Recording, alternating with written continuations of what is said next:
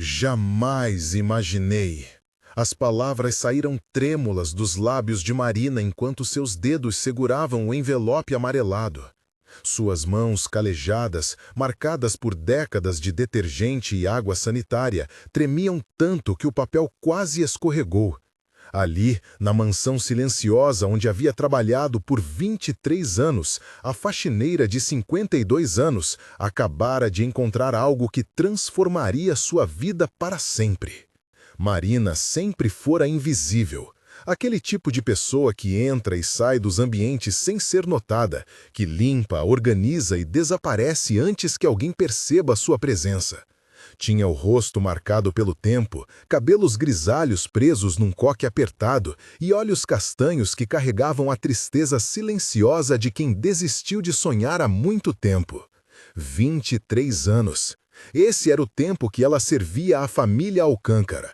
23 anos acordando às 5 da manhã para pegar 2 ônibus até aquela mansão no bairro Nobre. 23 anos limpando os mesmos corredores de mármore, encerrando as mesmas janelas de cristal, polindo a mesma prataria que valia mais do que ela ganharia em uma vida inteira. O senhor Augusto Alcântara havia falecido 3 dias antes. 84 anos, ataque cardíaco fulminante enquanto dormia. Marina chorou mais do que deveria quando soube. Chorou sozinha no quartinho dos fundos onde guardava seus materiais de limpeza, porque sabia que ninguém entenderia. Como explicar que aquele homem sisudo que mal lhe dirigia a palavra era a única constante em sua vida caótica? A família havia se reunido na manhã para o inventário. Advogados, filhos, netos, todos circulando pelos cômodos como abutres elegantes, já dividindo mentalmente cada candelabro, cada obra de arte. Marina permanecera no seu lugar de sempre, invisível, limpando discretamente o que já estava limpo, existindo nas sombras. Foi ao arrumar o escritório particular do senhor Augusto que ela encontrou o envelope.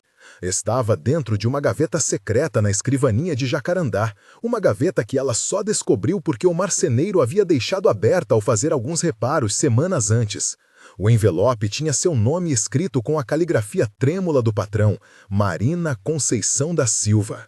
Ela olhou ao redor. O corredor estava vazio. Lá embaixo, ouvia as vozes exaltadas da família discutindo sobre móveis e ações. Com o coração disparado, Marina abriu o envelope. A carta começava de forma simples. Minha querida Marina.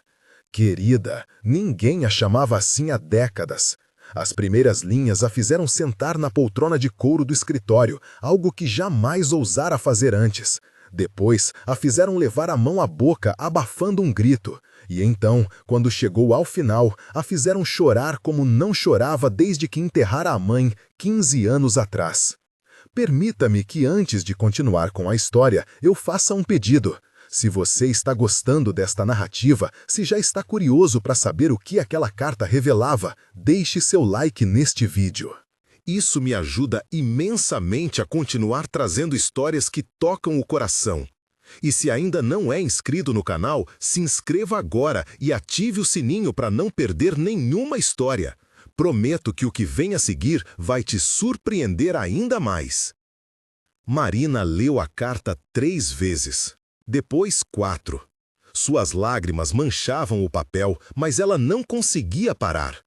Cada palavra era uma revelação, cada frase era um terremoto que abalava tudo que ela acreditava saber sobre sua própria vida. Augusto Alcântara não era apenas seu patrão. 53 anos atrás, ele fora um jovem estudante de direito que se apaixonara por uma empregada da casa de seus pais. O nome dela era Conceição, a mãe de Marina. O relacionamento foi proibido, é claro. Famílias como os Alcântara não se misturavam com empregadas. Quando Conceição descobriu que estava grávida, a mãe de Augusto a expulsou da casa, deu-lhe algum dinheiro e a ameaçou de morte caso ela revelasse a identidade do pai da criança. Augusto, covarde e submisso aos pais, não lutou por ela. Casou-se meses depois com Clarice, uma moça da sociedade, e construiu a vida que dele era esperada. Conceição criou Marina sozinha.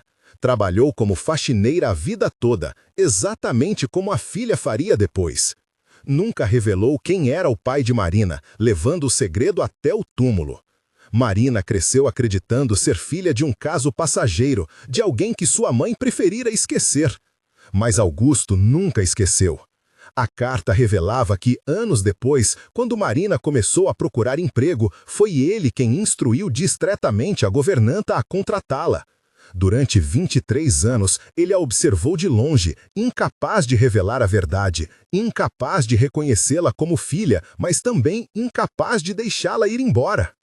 Minha covardia me perseguiu por toda a vida, escrevia Augusto.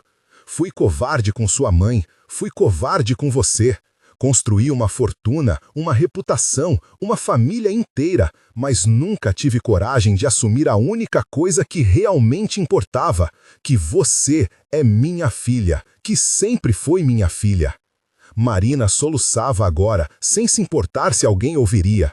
Todas aquelas vezes que ele entrava no cômodo e ela abaixava os olhos, todas aquelas ocasiões em que ela notava que ele a observava com uma expressão estranha e ela interpretava como desconfiança. Era culpa, era amor não correspondido, era um pai olhando para uma filha que nunca poderia chamar de filha. A carta continuava. Augusto revelava que no testamento oficial Marina não constava, não poderia. Seus filhos legítimos, seus advogados, sua esposa falecida, todos pensavam conhecer a extensão completa de seu patrimônio. Mas havia algo que ninguém sabia. 30 anos atrás, Augusto havia comprado em nome de uma empresa fantasma um prédio comercial no centro da cidade. Durante 3 décadas, os aluguéis daquele prédio foram depositados em uma conta que ninguém da família conhecia. O valor acumulado, com investimentos e juros, chegava agora à quantia de 8 milhões de reais. A carta terminava com instruções claras. Dentro do mesmo envelope, havia documentos que transferiam tudo para Marina. A propriedade do prédio, a conta bancária, tudo estava em nome dela agora. Augusto havia cuidado de cada detalhe legal para que a transferência fosse irrevogável e indiscutível. Perdoe-me por não ter tido a coragem de ser seu pai em vida, escrevia ele nas últimas linhas. Permita-me ao menos ser seu pai na morte. Este é o mínimo que posso fazer pela filha que amei de longe todos esses anos. Seu pai, Augusto. Marina não sabia quanto tempo ficou ali, sentada naquela poltrona segurando aqueles papéis. Podiam ter sido minutos ou horas. O mundo havia virado de cabeça para baixo. Ela não era apenas a faxineira. Ela era uma alcântara. Ela era herdeira de uma fortuna. Mais do que isso, ela tinha um pai. Mesmo que ele já não estivesse mais ali para ela conhecer de verdade, para ela abraçar, para ela perdoar ou confrontar. Ela tinha um pai que a amara, à sua maneira torta e covarde, mas que a amara. Os passos pesados no corredor a trouxeram de volta à realidade. Marina guardou rapidamente a carta e os documentos dentro da blusa sob o avental. Quando Roberto Alcântara, o filho mais velho de Augusto, entrou no escritório, ela já estava de pé, fingindo limpar uma estante. Roberto era um homem de 58 anos, barriga proeminente, rosto sempre avermelhado de quem bebia mais do que deveria. Olhou para Marina com aquela expressão de quem olha para móveis. A reunião com os advogados terminou. Pode ir embora hoje cedo. Aliás, escute bem, não precisaremos mais de seus serviços. A casa será vendida e cada um de nós já tem empregadas próprias. Ele disse isso sem sequer olhar nos olhos dela. 23 anos de serviço dispensados em 2 frases. Marina deveria sentir-se destroçada, mas um sorriso minúsculo tocou seus lábios. Entendo, senhor Roberto. Agradeço pelos anos de trabalho. Roberto já estava saindo quando ela o chamou. Senhor Roberto? Ele virou-se impaciente. O que foi? O senhor sabia que eu cresci sem pai? Roberto franziu a testa, confuso com a pergunta aleatória. Não sabia. E por que isso me importaria? Por nada. Apenas estava pensando em como a vida é curiosa. Roberto virou os olhos e saiu, murmurando algo sobre empregadas esquisitas. Marina ouviu seus passos se afastando e, pela primeira vez em 23 anos, sentiu-se mais do que invisível. Sentiu-se poderosa. E aqui, meus queridos, a história está apenas começando a ficar interessante. Estou vendo nos comentários que vocês estão ansiosos para saber o que Marina vai fazer. Antes de continuarmos, que tal você pausar rapidinho e me dizer nos comentários? Você revelaria a verdade para a família ou guardaria o segredo? Estou realmente curioso para saber o que vocês fariam nessa situação. E aproveite para compartilhar este vídeo com alguém que ama histórias de superação. Marina saiu da mansão naquela tarde com uma sacola contendo seus poucos pertences. Um par de sapatos sobressalente, um casaco velho, uma foto da mãe. E um envelope que valia 8 milhões de reais. Durante 3 dias, ela não contou a ninguém. Não tinha a quem contar, na verdade. Vivia sozinha num apartamento minúsculo de 1 quarto em um bairro distante. Nunca casara, nunca tivera filhos. Toda sua vida fora dedicada a trabalhar, economizar, sobreviver. Não havia amigos íntimos, não havia família. Era sozinha no mundo, exatamente como a mãe havia sido. Na 4ª noite, Marina finalmente procurou um advogado. Não um advogado qualquer, mas o melhor que conseguiu encontrar. Pagou do próprio bolso uma consulta que custou mais do que seu salário semanal. Mostrou os documentos. O advogado, um homem sério de óculos de aro dourado chamado Dr. Henrique, examinou cada papel meticulosamente. Depois de quase 1 hora, ele finalmente falou. Está tudo em ordem, juridicamente perfeito. O senhor Augusto Alcântara era um homem meticuloso. Esta transferência é inquestionável. Parabéns, senhora Marina. A senhora é uma mulher muito rica. Marina sentiu as pernas fraquejarem. Ouvir de um profissional tornava tudo real. E quanto à família, eles podem contestar? Dr. Henrique sorriu. Podem tentar, mas não vão conseguir. Esse patrimônio nunca fez parte do inventário da família Alcântara, porque foi adquirido por uma empresa completamente separada. Legalmente, não há nada que os ligue a esse bem. É seu, completamente seu. Marina saiu daquele escritório de advocacia flutuando. Parou em uma padaria, comprou um café e um pão com manteiga, algo que raramente se permitia por achar um desperdício de dinheiro. Sentou-se em um banco na praça e ficou ali, observando as pessoas passarem. Quanto do que você é depende de quanto dinheiro você tem? Era uma pergunta que sempre a incomodara. Via as patroas, suas vidas de luxo, suas preocupações fúteis sobre qual carro comprar, qual viagem fazer. Sempre acreditara que o dinheiro não mudava quem você é por dentro. Mas ali, sentada naquele banco, com 8 milhões de reais em sua conta, Marina percebeu que algo já havia mudado. A curvatura de sua coluna estava diferente, mais ereta. A tensão permanente em seus ombros havia desaparecido. Ela não se sentia mais invisível. 2 semanas depois, Marina estava em um restaurante caro. Não muito caro, mas caro o suficiente para que o antigo ela jamais considerasse entrar ali. Usava roupas novas, simples, mas de qualidade. Havia ido ao salão pela primeira vez e cortado o cabelo em um estilo mais moderno. Nada extravagante, mas havia algo diferente em seus olhos. Uma luz que não existia antes. Foi quando eles os viu. Roberto Alcântara e sua irmã, Beatriz, sentados em uma mesa no canto do restaurante. Estavam visivelmente perturbados, discutindo em tom baixo, mas tenso. Marina poderia ter saído sem ser vista. Deveria ter saído. Mas não saiu. Caminhou diretamente até a mesa deles. Levou alguns segundos para que a reconhecessem. Tão diferente ela estava. Marina? Roberto piscou confuso. O que faz aqui? Jantando, assim como vocês. Beatriz, uma mulher de 55 anos com cabelos loiros impecáveis e rosto esticado por plásticas, olhou Marina de cima a baixo com desdém. Que mudança! Ganhou na loteria?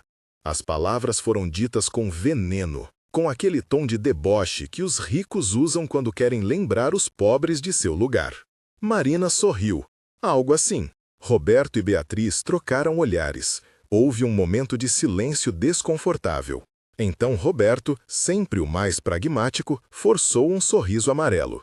Bem, é bom ver que você está bem. Sabe, sentimos muito por ter que dispensá-la tão abruptamente, mas com a casa sendo vendida, eu entendo perfeitamente. Aliás, já venderam?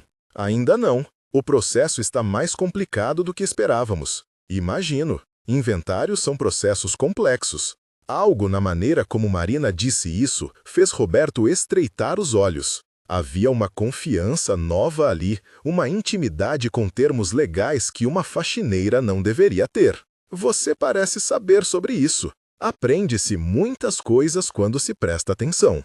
Marina fez uma pausa, saboreando o momento. Aliás, descobri recentemente que também tenho algumas questões de inventário para resolver. Heranças são fascinantes, não são? Às vezes aparecem de onde menos esperamos. O rosto de Roberto ficou pálido. Beatriz largou o garfo. Do que você está falando? De nada importante, apenas uma herança pequena que recebi, de um parente distante. Mas vocês devem me desculpar, minha mesa está pronta. Marina afastou-se, deixando os dois irmãos em choque silencioso. Ela sabia que havia plantado uma semente de suspeita. Em breve, eles começariam a investigar e descobririam sobre o prédio que, misteriosamente, nunca aparecera no inventário do pai. Você deve estar se perguntando por que Marina faria isso, certo? Por que não simplesmente guardar seu segredo e viver em paz?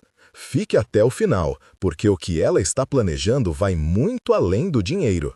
E se você está acompanhando até aqui, já sabe que este canal traz histórias que mexem com nossas emoções mais profundas. Convide mais pessoas para esta jornada compartilhando este vídeo agora. Levou exatamente 5 dias. Marina estava esperando. Às 17 horas de uma quinta-feira, seu interfone tocou. Ela atendeu já sabendo quem seria. Roberto e Beatriz Alcântara estavam à sua porta. Marina abriu com calma, não os convidou para entrar imediatamente. Deixou-os no corredor por alguns segundos, invertendo pela primeira vez a dinâmica de poder que sempre existia entre eles. Podemos conversar? A voz de Roberto estava controlada, mas Marina percebia a fúria contida. Claro, entrem. O apartamento era pequeno e simples, mas Marina havia comprado alguns móveis novos, nada ostensivo, mas confortável. Roberto e Beatriz sentaram-se no sofá como se estivessem em território inimigo. Descobrimos algo interessante, começou Beatriz, dispensando preâmbulos. Um prédio comercial no centro da cidade, comprado há 30 anos por uma empresa fantasma. Uma empresa que agora, curiosamente, pertence a você. Marina serviu café calmamente, ofereceu biscoitos, sentou-se na poltrona em frente aos dois. Sim, é meu. Como? A voz de Roberto saiu esganiçada. Como uma faxineira tem um prédio que valia milhões? Herança, como eu disse no restaurante. De quem? Beatriz estava vermelha agora. Que parente distante é esse? Marina tomou um gole de café, saboreou o momento. Do meu pai. O silêncio que se seguiu foi absoluto. Roberto e Beatriz a olhavam como se ela tivesse falado em outra língua. Seu pai? Roberto finalmente conseguiu falar. Você tinha pai? Todo mundo tem pai, Roberto. Alguns apenas não os conhecem. Do que diabos você está falando? Foi então que Marina contou, palavra por palavra. Revelou o conteúdo da carta. Contou sobre Conceição, a empregada que Augusto amara e abandonara. Contou sobre como ela, Marina, havia trabalhado por 23 anos sem saber que limpava a casa de seu próprio pai. Contou sobre a covardia dele, sobre a culpa dele, sobre o amor silencioso dele. A cada palavra, os rostos de Roberto e Beatriz se transformavam. Choque, descrença, nojo, fúria, todas as emoções passando como nuvens de tempestade. Isso é mentira, sussurrou Beatriz quando Marina terminou. Nosso pai jamais. Tenho a carta, tenho os documentos, tenho o DNA dele também, guardado cuidadosamente pelo advogado responsável pela transferência. Posso fazer um exame se quiserem, mas não precisam acreditarem em mim. Podem simplesmente aceitar o fato. Aquele prédio é meu. Legalmente, irrevogavelmente. Roberto levantou-se bruscamente. Vamos contestar isso. Vamos provar que você o manipulou, que forjou documentos que... Podem tentar. Meu advogado está esperando por isso, na verdade. E quando perderem, porque vão perder, essa história vai se tornar pública. Imaginem as manchetes. Magnata esconde filha bastarda por décadas. Como acham que isso vai afetar a reputação da família Alcântara? Era uma ameaça velada, mas eficaz. Roberto e Beatriz eram obcecados com a imagem social. Um escândalo desse tipo os destruiria nos círculos que frequentavam. O que você quer? A voz de Beatriz estava fria agora, calculista. Dinheiro? Quanto você quer para desaparecer e manter a boca fechada? Marina sorriu. Era um sorriso triste. É engraçado você perguntar isso. É exatamente o que a avó de vocês perguntou para minha mãe 53 anos atrás. Quanto você quer para desaparecer? História se repetindo. Então, o que você quer? Nada de vocês. Não quero seu dinheiro, não quero sua aceitação, não quero fazer parte da família Alcântara. Quero apenas o que meu pai quis me dar. E talvez, apenas talvez, quero que vocês sintam 1/10 do que minha mãe sentiu quando foi expulsa grávida e sozinha. 1/10 da humilhação que ela engoliu todos os dias limpando casas de gente que a tratava como lixo. Você está fazendo isso por vingança, então? Estou fazendo isso por justiça. Existe diferença. Roberto e Beatriz saíram furiosos. Marina sabia que não era o fim. Eles tentariam algo, alguma jogada legal, algum recurso, mas ela estava pronta. E, estranhamente, estava em paz. À noite, Marina foi ao cemitério. Há anos que não visitava o túmulo da mãe. Colocou flores novas, limpou a lápide, sentou-se na grama úmida. Consegui, mãe. Não sei se você teria orgulho ou se ficaria envergonhada de mim por aceitar dinheiro dele, mas consegui.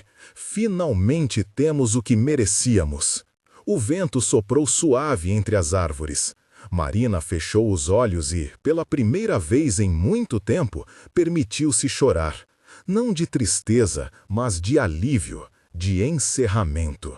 Os próximos meses foram uma montanha-russa legal. Roberto e Beatriz tentaram tudo. Contestaram a transferência, alegaram influência indevida, até sugeriram que Marina havia forjado a carta. Cada tentativa falhou. O advogado de Marina, Dr. Henrique, era brilhante e implacável. Cada documento que Augusto havia preparado era a prova de contestação. O ponto de virada veio quando Roberto tentou subornar um juiz. O escândalo explodiu nos jornais.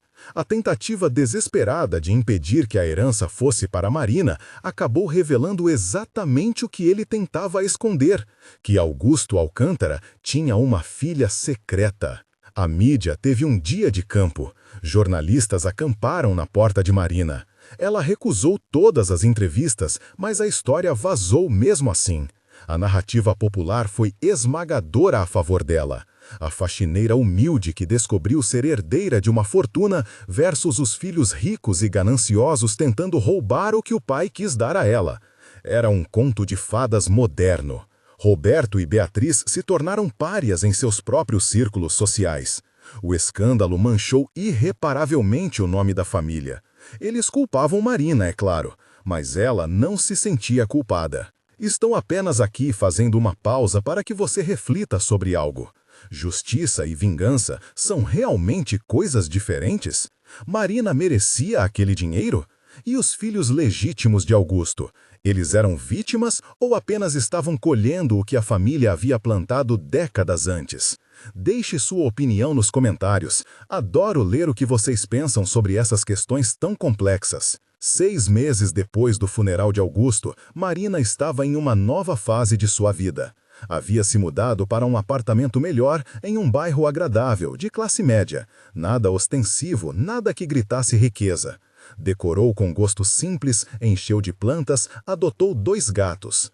Mas o mais importante, Marina abriu uma fundação.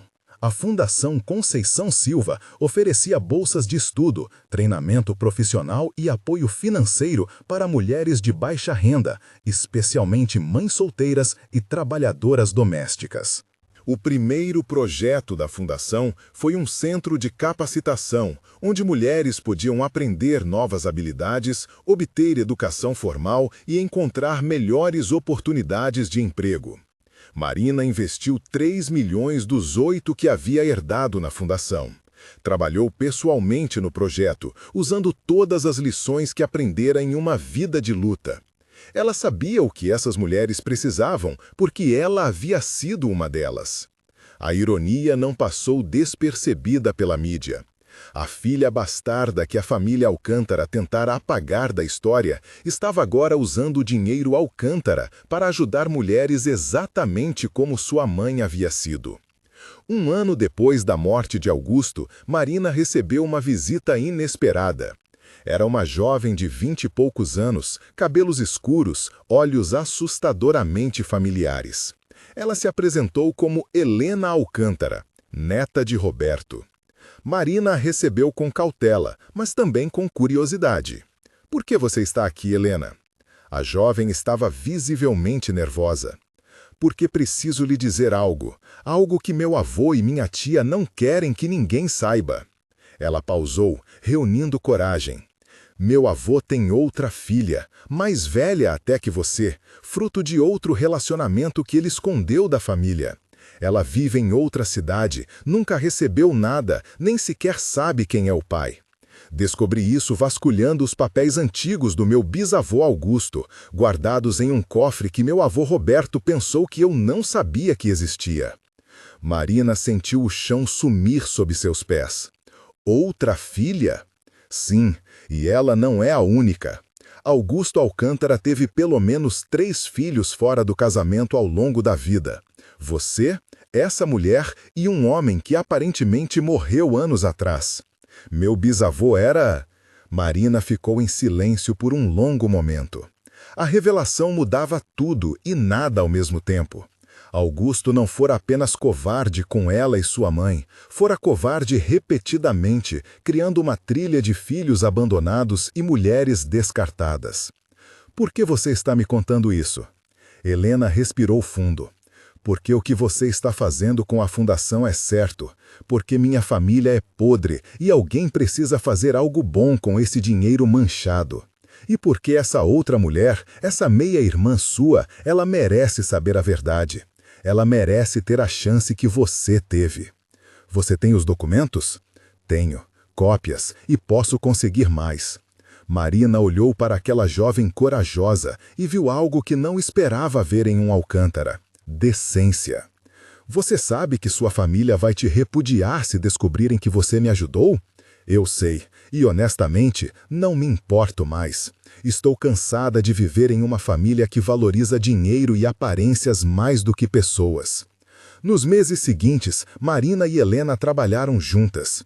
Encontraram a outra filha de Augusto, uma mulher de 60 anos, que trabalhava como enfermeira e vivia em um interior distante. Sônia ficou chocada com a revelação, mas diferente de Marina, ela não tinha nenhum presente de última hora de Augusto. Ele a havia ignorado completamente. Marina decidiu compartilhar. Não metade de sua herança, mas o suficiente para garantir que Sônia vivesse confortavelmente. R$1 milhão, transferido voluntariamente, sem obrigação legal. Quando Roberto descobriu, ele tentou processar Marina por difamação, alegando que ela estava espalhando mentiras sobre o pai. O processo foi desastroso para ele. Helena testemunhou, trazendo todos os documentos que havia encontrado. A verdade completa sobre Augusto Alcântara foi exposta em tribunal. O patriarca respeitado da sociedade era, na verdade, um homem que havia abandonado múltiplos filhos, que pagara mulheres para fazerem abortos, que usara seu poder e dinheiro para silenciar qualquer um que ameaçasse sua reputação. Não era um conto de amor proibido, era um padrão de abuso e irresponsabilidade. Marina sentiu algo estranho quando a verdade completa veio à tona. Não era raiva, era uma tristeza profunda. Augusto não fora o pai amoroso e arrependido que a carta pintava. Fora apenas mais covarde do que ela imaginara. A herança não era um ato de amor, era um ato de culpa final, uma tentativa patética de comprar a absolvição de um fantasma. Então, agora eu te pergunto, e quero sinceramente sua resposta nos comentários. Marina deveria ter recusado o dinheiro quando soube a verdade completa sobre quem Augusto realmente era? O dinheiro manchado pode ser usado para fazer o bem? Existe redenção para fortunas construídas sobre sofrimento? São perguntas que não têm respostas fáceis, e eu adoraria saber o que você pensa. 2 anos após a morte de Augusto, Marina estava em pé diante de um auditório cheio. Era a inauguração do 3º Centro de Capacitação da Fundação Conceição Silva. Havia ajudado mais de 500 mulheres a encontrar melhores empregos, financiado a educação de mais de 100 crianças, fornecido assistência jurídica gratuita para dezenas de mães lutando por pensão alimentícia. Helena estava ali também, agora diretora executiva da fundação. Ela havia sido deserdada pela família, mas encontrada um propósito que o dinheiro Alcântara nunca poderia comprar. Sônia estava na primeira fila, agora aposentada e voluntária ativa na fundação. As 2 meia-irmãs haviam desenvolvido uma amizade verdadeira, uma irmandade que ia além do sangue compartilhado de um pai que as abandonara. Marina olhou para aquela plateia cheia de mulheres, muitas com histórias similares à dela, e sentiu algo que nunca sentira quando recebeu a herança: gratidão genuína. Minha mãe limpou casas por 40 anos. Marina começou seu discurso. Eu limpei casas por 23 anos. Fomos invisíveis, fomos descartáveis, fomos tratadas como se nosso valor fosse medido pela capacidade de tornar as vidas de outras pessoas mais confortáveis enquanto as nossas eram ignoradas. Ela pausou, olhando para as faces atentas. Recebi uma herança que mudou minha vida, mas o dinheiro não me tornou visível. O dinheiro não me deu dignidade. Essas coisas já estavam em mim, em minha mãe, em cada uma de vocês. O dinheiro apenas me deu a oportunidade de provar o que eu sempre soube: que nós importamos, que nossa história importa, que nosso trabalho, nossa luta, nossa existência tem valor. A plateia aplaudiu. Marina viu lágrimas em muitos rostos. Continuou. Meu pai biológico foi um homem covarde. Ele me deu dinheiro porque não conseguiu me dar presença. Ele tentou comprar redenção porque não teve coragem de viver com integridade. E eu poderia ter usado essa herança para me tornar como ele, para me isolar em uma vida de conforto e esquecer de onde vim. Mas isso seria trair minha mãe, seria trair todas vocês. Mais aplausos. Marina sentiu a emoção subir em sua garganta, mas controlou. Esta fundação não é caridade. Caridade é quando alguém de cima joga migalhas para quem está embaixo. Isto é justiça. É pegar o dinheiro que foi acumulado nas costas de mulheres como nós e devolver para onde sempre deveria ter estado. É reconhecer que cada faxineira, cada empregada, cada mãe solteira trabalhando 3 empregos para alimentar seus filhos é tão valiosa quanto qualquer empresário ou herdeiro. A ovação foi ensurdecedora. Marina esperou o silêncio retornar antes de concluir. Minha mãe nunca teve a chance de ser mais do que uma faxineira. Não porque lhe faltasse inteligência ou capacidade, mas porque lhe faltaram oportunidades. Esta fundação existe para garantir que nenhuma menina hoje tenha seu potencial desperdiçado porque nasceu no lugar errado, com a família errada, com as circunstâncias erradas. Existamos para quebrar o ciclo.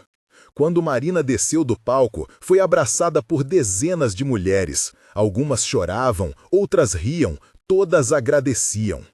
E ali, rodeada por aquelas pessoas, Marina finalmente entendeu o que a herança realmente significava. Não era sobre o dinheiro, nunca fora. Era sobre transformar dor em propósito. Era sobre pegar a rejeição de Augusto e transformá-la em aceitação para outras mulheres.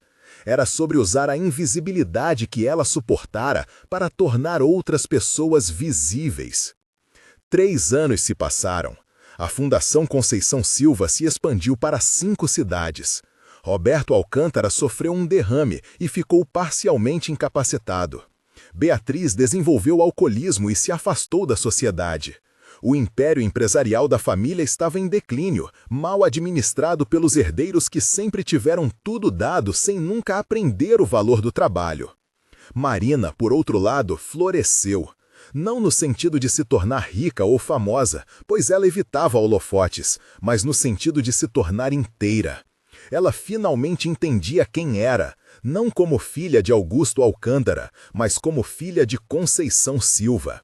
Uma mulher que lutara, que sofreu, mas que criara uma filha forte o suficiente para transformar uma herança amarga em algo doce. Uma tarde, Marina recebeu uma ligação inesperada. Era Roberto. Sua voz estava arrastada, efeito do derrame. Marina, ele disse simplesmente, preciso falar com você. Ela poderia ter recusado, teria todo o direito. Mas havia algo na voz dele, uma fragilidade que não existia antes, que a fez concordar. Encontraram-se em um café discreto. Roberto estava em uma cadeira de rodas, acompanhado por uma enfermeira. O homem arrogante e vermelho de raiva de anos atrás havia se transformado em alguém pequeno e frágil. A doença tinha uma forma de igualar todos. Obrigado por vir, ele disse, lutando com as palavras. Marina apenas acenou com a cabeça, esperando. Eu passei os últimos anos pensando, muito tempo para pensar quando você não consegue fazer mais nada. Roberto pausou, buscando as palavras certas. Meu pai era um covarde. Eu sabia disso, sempre soube. Mas me convenci de que não era meu problema, que os pecados dele não eram meus.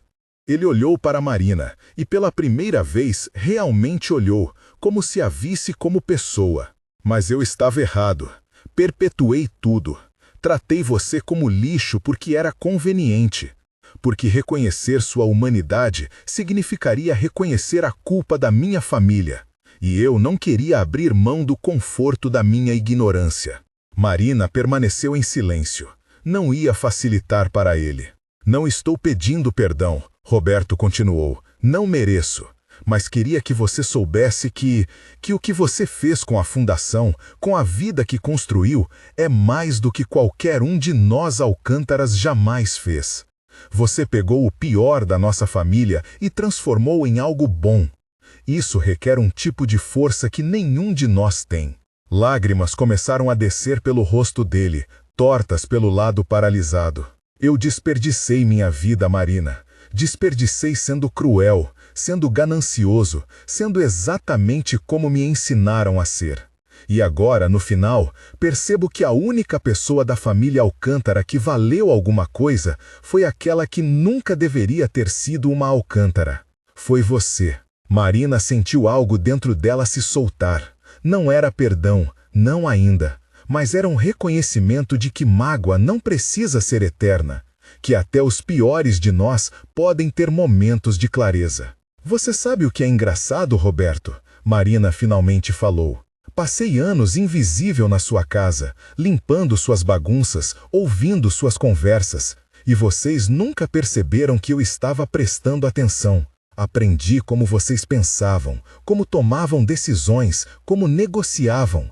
E quando finalmente tive recursos, eu sabia exatamente o que fazer, porque vocês me ensinaram, sem nunca pretender ensinar. Roberto deu um sorriso torto.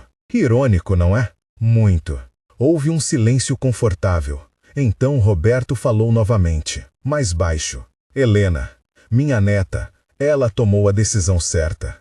Eu a deserdei e foi a coisa mais estúpida que já fiz.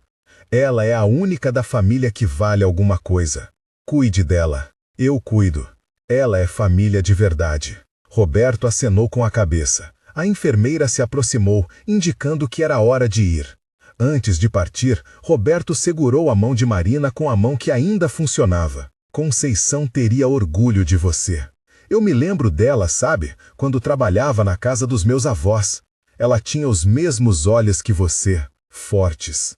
Meu pai amou aqueles olhos e os temeu também. Era a coisa mais próxima de uma bênção que Marina receberia daquele homem, e estranhamente foi suficiente. Chegamos ao momento em que preciso fazer uma pergunta importante para você que acompanhou essa jornada até aqui. Perdão é algo que deve ser dado mesmo quando não é completamente merecido? Marina estava certa em encontrar-se com Roberto? Comente sua opinião sincera, porque essas são as conversas que realmente importam. E se essa história tocou você de alguma forma, compartilhe com alguém que precisa ouvir sobre resiliência. 5 anos após a morte de Augusto, Marina estava sentada no mesmo banco da praça onde havia tomado café naquele dia transformador. Ao seu lado estava uma menina de 8 anos, filha de uma das mulheres que a fundação havia ajudado. A menina desenhava em um caderno novo, concentrada, a língua para fora em concentração. Tia Marina, a menina perguntou sem tirar os olhos do desenho, é verdade que você era faxineira? É verdade, sim. E agora você é rica? Marina pensou sobre isso. Rica? O que significava ser rica? Agora eu tenho o suficiente, respondeu cuidadosamente. Tenho uma casa confortável, comida na mesa e posso ajudar outras pessoas. Isso me faz rica de um jeito que dinheiro sozinho nunca poderia fazer. Quando eu crescer, quero ser igual a você. Marina sentiu o coração apertar. Pegou o rosto da menina entre as mãos. Então, seja melhor que eu. Seja mais corajosa, mais gentil, mais determinada. Não espere que alguém te dê permissão para ser extraordinária. Você já é. A menina sorriu e voltou ao desenho. Marina olhou ao redor da praça, para as pessoas vivendo suas vidas, cada uma carregando suas próprias histórias de dor e esperança. Pensou em sua mãe, trabalhando até as mãos sangrarem para dar a ela uma vida minimamente digna. Pensou em Augusto, covarde e atormentado, incapaz de fazer o certo mesmo quando sabia qual era o certo. Pensou em Roberto, quebrado pela doença e pelo remorso. Pensou em Helena, corajosa o suficiente para romper com uma família tóxica. Pensou em Sônia, descobrindo tarde demais quem era seu pai, mas encontrando uma irmã no processo. E pensou em si mesma, Marina Conceição da Silva, não Alcântara, nunca Alcântara. Filha de uma faxineira, faxineira ela mesma, agora guardiã de uma fortuna que ela não pediu, mas que está usando para reescrever destinos. A herança de Augusto não a definiu, mas a herança de Conceição sim. A força, a resiliência, a dignidade silenciosa de uma mulher que nunca teve nada, mas que deu tudo. Essa era a herança que realmente importava. Seu telefone tocou. Era Helena com novidades sobre o novo centro que estavam abrindo. Marina atendeu, já planejando mentalmente os próximos passos, os próximos projetos, as próximas vidas que poderiam tocar. Porque no fim não era sobre o dinheiro, nunca fora. Era sobre pegar as mãos calejadas que limparam 1000 casas e usar essas mesmas mãos para construir algo novo. Era sobre transformar invisibilidade em visibilidade. Era sobre provar que o valor de uma pessoa nunca foi determinado por sua conta bancária, mas pelo tamanho de seu coração e pela força de seu caráter. Marina Conceição da Silva era rica, não pelos 8 milhões que recebeu de um pai covarde, mas pelo legado de amor e luta que recebeu de uma mãe guerreira. E esse legado ela passaria adiante, uma mulher de cada vez, uma vida de cada vez, até que o ciclo de invisibilidade e humilhação fosse quebrado para sempre. A tarde caiu suave sobre a praça. A menina terminou seu desenho. Era um retrato de Marina com asas de anjo. Marina sorriu, abraçou a criança e, pela primeira vez em sua vida, sentiu-se completamente em paz com quem era e com o caminho que havia trilhado. Porque no final, a verdadeira herança não é o que recebemos, é o que fazemos com o que recebemos. E Marina havia transformado dor em propósito, rejeição em redenção, e uma fortuna manchada pela covardia em um legado de coragem. E essa, meus queridos, é uma riqueza que ninguém pode tirar.